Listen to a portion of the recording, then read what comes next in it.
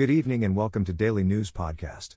Your daily digest of everything Mangalore has to offer, from the critical to the captivating.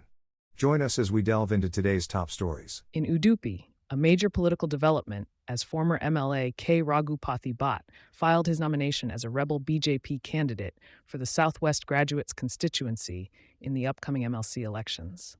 Bhatt, a three-time MLA, was denied a ticket in the previous assembly election and had agreed to campaign for the party candidate. However, after being overlooked once again for the MLC elections, he has decided to contest as an independent candidate. Accompanied by senior BJP workers, Bhatt filed his nomination after seeking blessings at the Chamundeshwari temple. This move has shaken up the political landscape in Udupi and is sure to have far-reaching implications in the upcoming elections. In the latest update, Amar Abdul Rahman, the grandson of former MLA BM Idanaba, who was arrested by the NIA 3 years ago on charges related to ISIS, has been granted bail by the Delhi High Court. The court mentioned that having photos of ISIS material on a mobile phone is not sufficient evidence to establish links with the terror outfit. Rahman was arrested under UAP in 2021 and had previously been denied bail by the trial court. However, he successfully secured bail from the High Court. Alongside Rahman, Deepti Marla, also known as Mariam, who is the wife of Idanaba's grandson Anas Abdul, was also arrested by the NIA and is still in their custody. This development has stirred discussions in Mangalore. In a shocking incident in Koyur, in Beltangadi Taluk, a coconut tree owned by Lokaya Gowda caught fire due to a lightning strike during heavy rains and strong winds. The tree was engulfed in flames within seconds, leaving a trail of destruction in its wake. The incident has left the local community in shock and serves as a reminder of the unpredictable and powerful forces of nature. In Beltangadi, a shocking incident unfolded as veterinarian Kumar from Arasanamaki Veterinary Center was produced before the court after being arrested in a murder case. The accused allegedly assaulted Krishnappa, leading to his untimely demise. Krishnappa, ailing and recently discharged from the hospital, tragically collapsed following the attack. The motive behind the assault remains unclear. The victim's wife, Bharathi, filed a complaint at Dharmasthala police station, resulting in the arrest of the veterinarian. Kumar has now been remanded to judicial custody as the investigation unfolds. In a major crackdown on drug trafficking, CCB police in Mangalore have apprehended 4 individuals and confiscated 270 grams of MDMA worth 6.5 lakhs from them. Mohammed Sinan Abdullah of Adur, Mohammed Naman of Bunder, and Mohammed Safil of Ulal were taken into custody while transporting the contraband from Bengaluru to Mangalore. Acting on a tip-off, the police also seized mobile phones, a digital weighing machine, and a car from the accused. The arrests highlight the continued efforts to combat drug-related activities in the region. A tragic incident has occurred in Kulkunda, near Subramania, where a woman named Meenakshi lost her life after a tree fell on her amidst heavy rains and strong winds. Meenakshi, aged 65 and wife of late Shishappa, was on her way to bring back the cows from her plantation when the unfortunate incident took place, leaving behind 3 grieving daughters. The community mourns the loss of a beloved member in this sudden and heartbreaking event. In the ongoing Lok Sabha elections, nearly 67% of the total 67.45 crore eligible voters have cast their votes during the first 4 phases. The Election Commission has introduced various initiatives to boost voter turnout in the upcoming phases on May 20th, 25th, and June 1st across 164 constituencies in 13 states and union territories. The voting process has been completed in 379 seats across India. Notably, former cricket legend Sachin Tendulkar, appointed as the EC national icon, will be reaching out to voters to motivate them to participate in the electoral process. The EC emphasized the importance of voter awareness and collaboration, with telecom companies, social media platforms, and even the BCCI actively promoting voter turnout. Chief Election Commissioner Rajiv Kumar urged citizens to vote in large numbers, stating that a high voter turnout would showcase the strength of Indian democracy to the world. Former Chief Minister H.D. Kumaraswamy accused the current government, led by CM Siddaramaiah, of trying to cover up the truth in the sexual abuse case involving Prajwal Ravana. He alleged that they are using their power to tarnish the Devagowda family's name. Kumaraswamy criticized the investigation, stating that the SIT is not targeting those responsible for circulating the shameful videos. He emphasized the need for a fair probe that prioritizes women's rights. Kumaraswamy also suggested that the investigation is being manipulated to protect the government. In a veiled reference to Deputy CM D.K. Shivakumar, he insinuated that the key to solving the case lies with someone close to the Home Minister. Kumaraswamy challenged CM Siddaramaiah to conduct a fair investigation into the matter. In a recent development in Mangalore, a man has been sentenced to life imprisonment for sexual offenses against his 6-year-old daughter. The Special Protection of Children from Sexual Offenses, POCSO, Act Fast Track Court delivered the verdict, stating that the accused's actions have brought disgrace to fatherhood. The accused, who was responsible for his daughter's care, committed heinous crimes that shattered his daughter's childhood. Despite claiming innocence, the accused was found guilty under various sections of the Indian Penal Code and the POCSO Act. The court, after careful consideration of medical evidence and the survivor's testimony, deemed the accused guilty and sentenced him to rigorous imprisonment. The court also recommended providing adequate compensation to the child through the District Legal Services Authority. This verdict serves as a strong message against such heinous acts and aims to prevent similar offenses in society. In a major development, the Supreme Court has dismissed the Enforcement Directorate's plea against Arvind Kejriwal, the Chief Minister of Delhi, who is currently out on bail. The court stated that his comments urging support for AAP in the upcoming Lok Sabha elections did not violate his bail terms, as it was his personal opinion. The court emphasized that there were no exceptions made in granting interim bail and refused to revoke it. This decision comes after Solicitor General Tushar Mehta argued that Mr. Kejriwal's comments were a clear violation of court conditions. The court also dismissed a petition seeking Mr. Kejriwal's removal, stating that it was a matter of propriety and should be handled by the Lieutenant Governor of Delhi. Mr. Kejriwal, who was arrested earlier in connection with a liquor policy scam, has denied all charges and accused the BJP of launching a political vendetta against him and his party. In a groundbreaking ruling, the Supreme Court has limited the Enforcement Directorate's authority to arrest an accused under the Prevention of Money Laundering Act. The court stated that the ED must seek permission from a special court before arresting an individual who has already appeared in response to a court summons. This decision emphasizes the importance of protecting individuals from arbitrary arrest by the central agency. The accused must now meet stringent criteria, known as the twin test, for bail if they have already appeared in court. This ruling follows a case where the accused had appeared before a special court as summoned. The court emphasized that custody can only be granted if the special court believes it is necessary for custodial interrogation.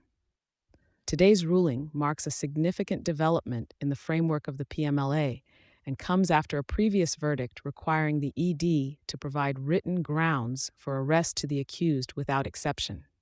Mangalore, May 16, 2024. A recent study on the Oxford AstraZeneca COVID-19 vaccine, known as Covishield in India, has raised concerns about a rare yet fatal blood clotting disorder called vaccine-induced immune thrombocytopenia and thrombosis. Research shows that the disorder is linked to a dangerous blood autoantibody targeting a protein named platelet factor 4, PF4. Experts from Flinders University in Australia and international researchers have identified similar molecular fingerprints in VIT cases related to adenovirus infections and the vaccine. Professor Tom Gordon highlighted that lessons learned from VIT are crucial for understanding rare blood clotting cases after adenovirus infections and improving vaccine safety. This research builds on previous findings about VIT and its genetic risk factors, providing insights for future vaccine development.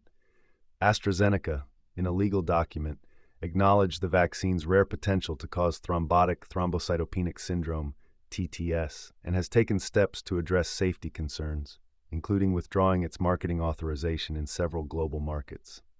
In Mangalore Today news, the health officials in Kozhikode have been instructed by Kerala Health Minister Veena George to enhance the grassroots action plan to tackle the increasing cases of hepatitis A in the state. Particularly Malappuram, Ernakulam, Kozhikode, and Thrissur districts have seen a surge in cases. Chaliyar and Pothakalu areas in Malappuram have unfortunately reported hepatitis deaths. The government is taking preventive measures like chlorinating water sources, ensuring only boiled water is served in hotels and restaurants, and conducting awareness activities. The hepatitis A virus transmitted through contaminated food and water affects the liver. Symptoms include fatigue, fever, abdominal pain, nausea, and jaundice. It is crucial to drink boiled water, avoid open defecation, and maintain proper hygiene to prevent the spread of the disease. Stay tuned to Mangalore Today for more updates on this health situation. Anita Goyal, the wife of Jet Airways founder Naresh Goyal, passed away at a hospital in Mumbai after a long battle with cancer. Naresh Goyal, who was recently granted interim bail, was by her side during her final moments. Anita Goyal's demise was confirmed around 3 a.m., with friends and family gathering at the hospital to pay their respects. Naresh Goyal himself is also battling cancer and had expressed a will to live during a recent court plea for medical bail. The Enforcement Directorate had arrested Naresh Goyal in September 2023 on allegations of money laundering and loan diversion. Anita Goyal was also arrested in connection with the case, but had been granted bail due to her age and health condition. The funeral arrangements for Anita Goyal are set to take place later today as the family mourns her loss. 2 young men from Ahmedabad lose their lives in a tragic accident while on their way to Mumbai. The 5 friends, aged between 22 and 27, were live streaming their journey on Instagram, showing off their speeding skills. The video, now viral, captured the moment when the driver, urged on by his friends, attempted dangerous overtaking maneuvers. The joyride turned fatal when the driver lost control and crashed.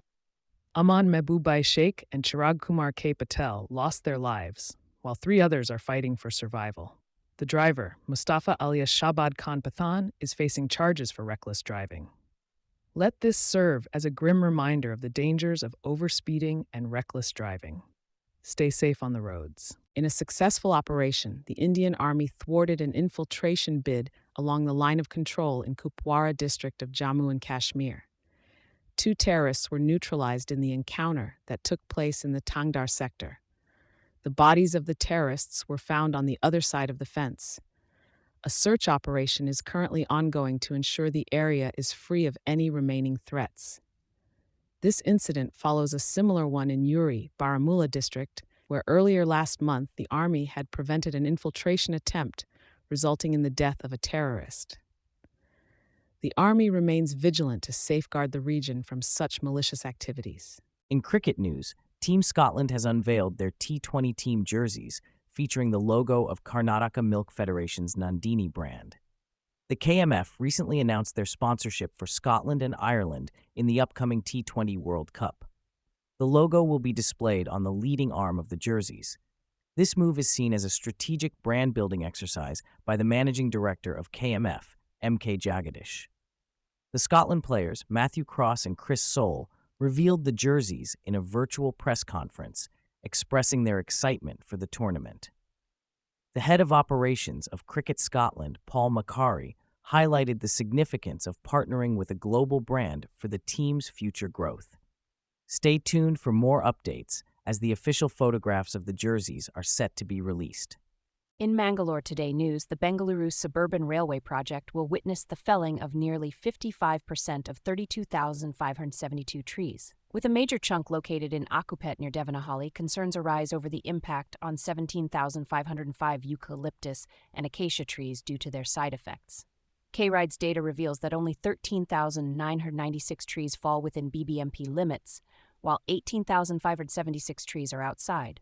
The project, set to benefit 9.84 lakh commuters, includes 4 corridors and 58 stations. K-Ride's tree conservation efforts involve felling permissions for 2,098 trees, with 178 transplanted, and a compensatory afforestation plan with 22,760 trees to be planted. Striving for environmental balance, BBMP's Tree Expert Committee closely monitors the process to ensure responsible tree management. Mangalore City, May 16, 2024. the Indian football legend Sunil Chhetri has declared his retirement from international football after the FIFA World Cup qualifier against Kuwait on June 6 in Kolkata. With a remarkable two-decade career, Chhetri made the emotional announcement via social media. Currently, India stands second in Group A, with Chhetri reflecting on his 19-year journey, filled with duty, pressure, and immense joy. The 39-year-old expressed his desire to savor every moment on the field, leading up to his farewell match. Despite the importance of securing 3 points against Kuwait for qualification, Chhetri mentioned feeling liberated from pressure as he approaches the end of his illustrious career.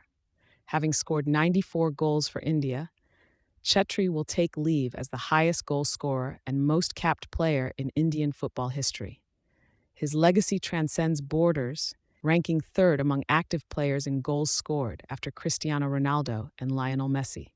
Tragedy struck Keonjhar district in Odisha as 6 lives were lost in a horrific accident on National Highway 520. The victims, including 4 women, were traveling in a car that got sandwiched between 2 trucks in the Champua area. According to the police, the fatal collision occurred when the car rear-ended a truck that abruptly stopped, leading to another truck colliding into the car from behind. Sadly, all 6 family members in the car lost their lives on the spot. The bodies have been sent for autopsy as authorities investigate this devastating incident. Mangalore today.